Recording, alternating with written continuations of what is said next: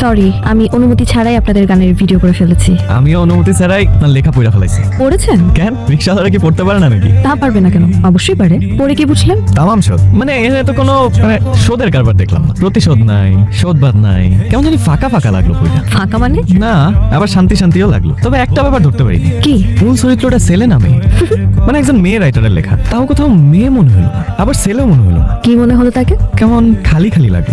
মানুষ মানুষ। আপনার পরিবারে কে কে আছেন?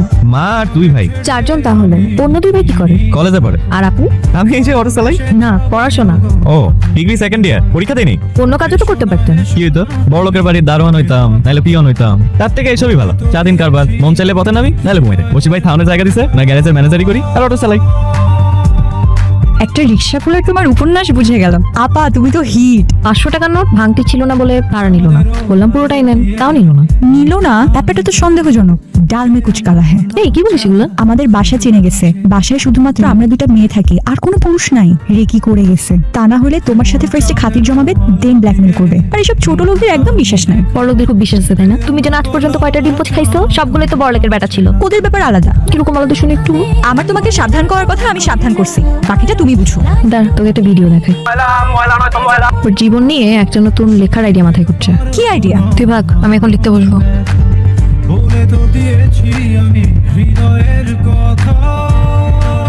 আপনার গান কি আপনিই লিখেন? প্রতিবাদের কথা মাথায় এসে যায়। এই জগতে নির্দোষীরাই বেশি সাজা পায়। আপনি কি সাজা পাচ্ছেন যেগুলো করতেছেন? মানুষের জীবন কত বিচিত্র। গরিব হইলে তো আরো। ধরেন আপনি একটা অপরাধ করেন নাই, কিন্তু এটার জন্য যদি আপনার শাস্তি পাইতে হয়, আপনি কি অপরাধ করছেন? মনে আইলো কইলাম আর কি। Survival, nothing else.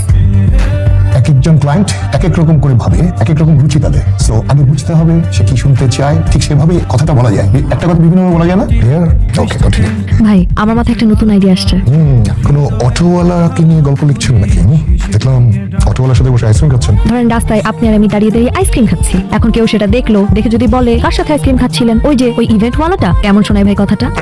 আপনি কিন্তু পার্সোনালি অ্যাটাক করছেন। ভালো শোনায়, ভালো। হ্যালো রাশিদ ভাই।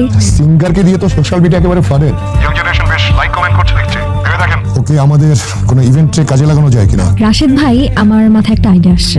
বলেন। আমাদের ভিজুয়াল ডকুমেন্টেশন ইউনিটকে দিয়ে ওর যদি একটা মিউজিক ভিডিও বানিয়ে ফেলি, সেটা কেমন হয়? Very good idea. অবশ্যই বানানো যেতে পারে। এক কাজ করেন, শিপ্রা ডিরেকশন দিলে ভালো হবে, কিন্তু সবসময় আমরা অনেক ভালো পেমেন্ট দিই, এটা নো বাজেট প্রোডাকশন। আমাদের অন্য কোনো কাজের সঙ্গে বিলটা অ্যাডজাস্ট করে নেব না।